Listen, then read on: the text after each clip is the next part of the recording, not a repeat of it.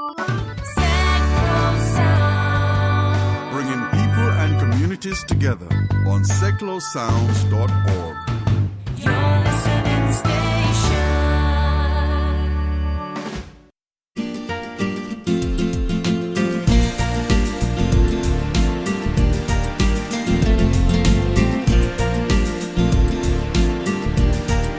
This week I'm counting down to Christmas when we find out about Finland, which is Santa's homeland, and Hawaii.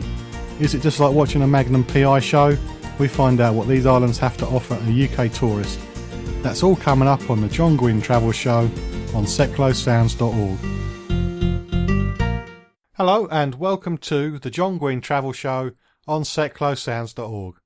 In a moment we'll be starting to find out more about Hawaii, and later in the show it'll be about Santa's homeland and Finland, and of course there'll be travel news at the end.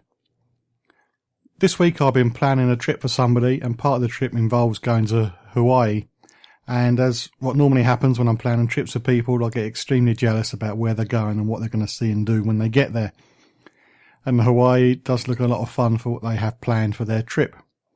So I wanted to refresh my memory about what Hawaii has to offer, the chain of islands, and that would help me plan the trip. So here's another chance to listen to a interview I did last year with the Hawaiian Tourist Board, and Namishas was the representative, and she's telling us all about Hawaii, and the first thing she's going to tell us is where Hawaii is. Hawaii is in the middle of the Pacific Ocean. It's actually 2,500 miles away from the nearest continent. So therefore, it is actually the most isolated chain of islands in the world. How many islands are there? 120 islands, Uh-huh. And that's a result of a violent volcanic eruption. But it's actually 6 islands that can be visited by tourists. Uh-huh.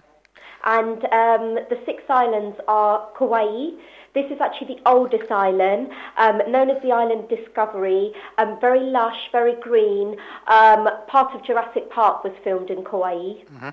Oahu, the heart, Honolulu, definitely famous for Pearl Harbor and Waikiki Beach. And this actually is probably the main gateway for a lot of UK visitors. Uh-huh. Lanai, which is the smallest of all the islands, it actually only has 3,000 people living there, and it's only got, it hosts 2 award-winning resorts as well, very luxury paradise. So if you wanted to go somewhere that you didn't want to see anybody, this would be your island. Okay. Molokai is probably the purest of all the islands, it's the least developed. And actually no proper roads can be found on this island. Mm-hmm. Then you have Maui, very famous for its road to Hana, which is considered one of the most beautiful drives in the world. And if you were to take that road to Hana, be prepared for over 600 curves, and it's between a 4 to 5 hour drive.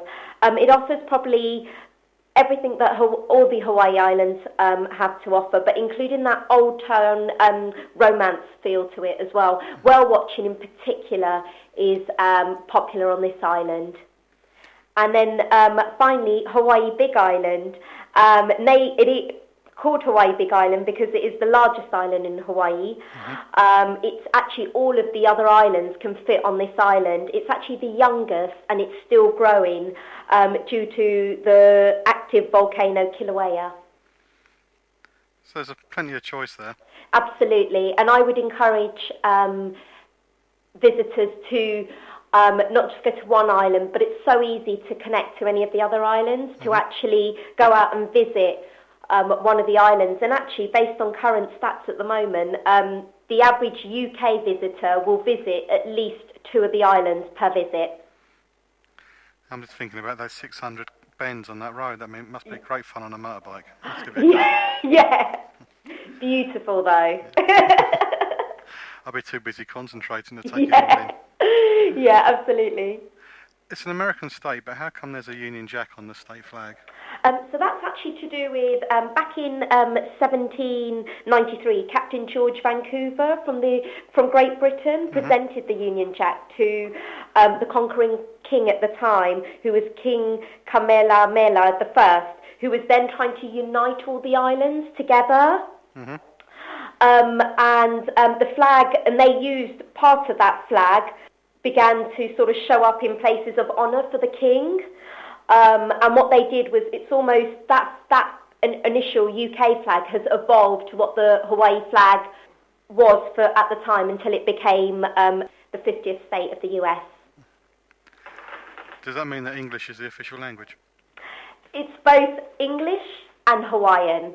And the Hawaiian language is a Polynesian dialect, and it's only made up of about 13 letters. Mm-hmm. Very straightforward, just about. I bet I can't do it. I can't even speak English, let alone but you can say aloha. Aloha, that's it in Okay, Hawaii. you'll be fine with that. Aloha, warm, spirit, love, welcome. Mm-hmm. There you go. That's all you need. That's all I need. Yeah, just go to the bar and go aloha and see what I get. Exactly. And in Hawaii, when you say aloha, everybody will say it back to you. I'll try it in the high street in Milton Keynes tomorrow. See what it gets me. Yeah. You said it's an isolated group of islands, but how long did it take there to get from the It's UK? actually not probably as far as a lot of people think. So it will take approximately 17 and a half hours with a stopover in the US. Mm-hmm. And the main gateways to go through are probably Los Angeles and San Francisco are the main connection points. Mm-hmm. And from there it's 6 hours. But actually lately we've noticed Vegas becoming a lot more popular as well. You've also got connections through to from New York, but it's a little bit longer. You're looking at just over 10 hours. So certainly the most popular route is a stopover or the changeover at Los Angeles or San Francisco. And then the direct flights, once you're in the USA, the direct flights can go to, of course you've got Honolulu on Oahu, but there are flights to Maui, Kauai and Hawaii Big Island. In total, it's approximately about 14 international carriers that serve Oahu, Honolulu. Mm-hmm. So if you're not sure what you're doing, you can end up flying on the wrong island.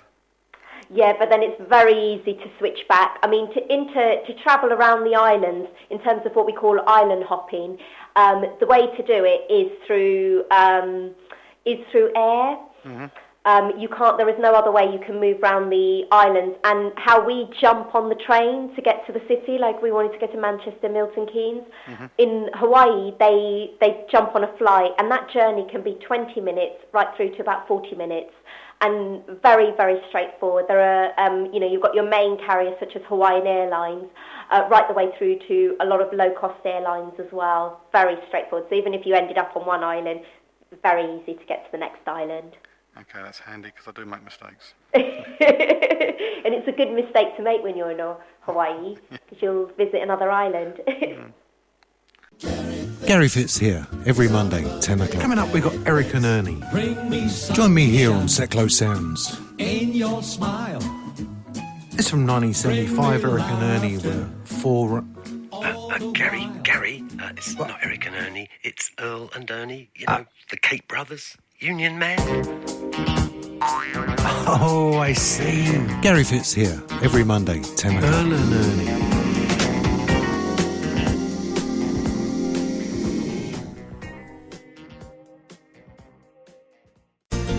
You're listening to the John Guinn Travel Show on seclosounds.org. Still to come on the show, we find out if it's ever warm enough to swim in the sea off of one of Finland's beaches. And of course there's going to be travel news as well. But at the moment we're finding out about Hawaii. We now know how to get there, but where can we stay once we do get there? What's the range of accommodation like?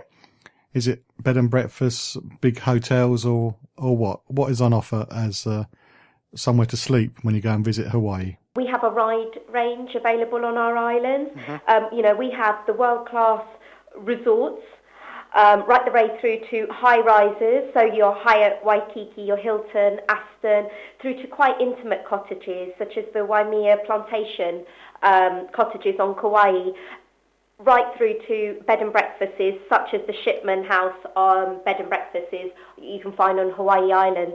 So dependent on your budget, there is something available for you. You didn't mention all-inclusive. Isn't there any all-inclusive? There isn't actually any all-inclusive hotels in Hawaii. There's not. No. But that just encourages you to go out and sample the local cuisine. I should be doing that. Are most of the tourist resorts on the western side of the islands? What's the weather like, and when's the best time of year to go? The great thing about Hawaii, because of the situation, is that the weather is very consistent. I guess Hawaii only probably has 2 seasons. Summer, which is May through to October, and winter, which is November through to April. The average summer temperature at sea level during the summer is 29 degrees, whilst the winter temperature is about 25, and at night the temperature will fall down to about 12. So very, very comfortable, certainly for us. In terms of, because of the diversity and the microenvironment that Hawaii is situated, what you find is that you get a shielding effect of the volcanoes and the mountain tops. So no matter where you are in Hawaii, there will always be a dry spot, but there could be another spot where it's raining. And most of the rainfalls and the mountainside and the valleys you'll find on the northeastern side of the islands. And that's what creates the rich green tropical environment. The wettest months are November through to March, but you'll find that that rain won't disrupt holiday plans because it's very localised, meaning where you are is raining, there will always be a spot that's quite sunny. And the accommodation is situated on the more towards the southeastern side, where it is more sunny. So it's pretty good then whenever you go. All in all, it's very, very comfortable to travel across Hawaii. And because of the volcanoes as well, there's always a lovely breeze, so you're never baking hot. There's always a lovely sea breeze. I'm pretty sure everybody's heard of Honolulu. Absolutely. You said which island that was on. Yep. But what else is there to see and do on the island? Where do I start with Oahu? I would say Oahu offers probably town and country experiences. Of course, you have the famous Waikiki Beach, Pearl Harbor. You can hike up to Diamond Head, which is the volcano crater on the island.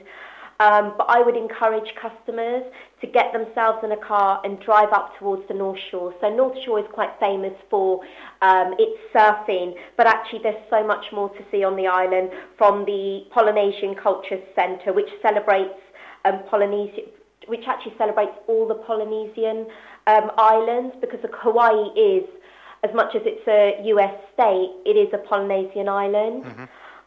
You also are able to go up to the lush and the green sides if you go towards North Shore, and stop off at potentially one of the ranches, stop off to the private beaches that are along the way. Jurassic Park was filmed there. The second Hunger Games movie was filmed there as well, and Godzilla, which comes out next year. So I would definitely encourage customers, go to Oahu, definitely do the famous Waikiki Beach, Pearl Harbor, and all of that the main Honolulu area has to offer. But go up towards North Shore. You can't get lost because it's only one motorway, and go and explore, because Oahu truly does offer you the town and country experience. Okay. To be honest, I would have expected Honolulu to be on the Big Island, and hopefully I'm not the only one. But the Big Island, you said it's the youngest and it's still growing, but I've got here that it's for stargazers and golfers. Is there more to it than that? Oh, absolutely. It has got a lot more to offer. Hawaii Big Island has 11 of the 13 recognised climate zones in the world.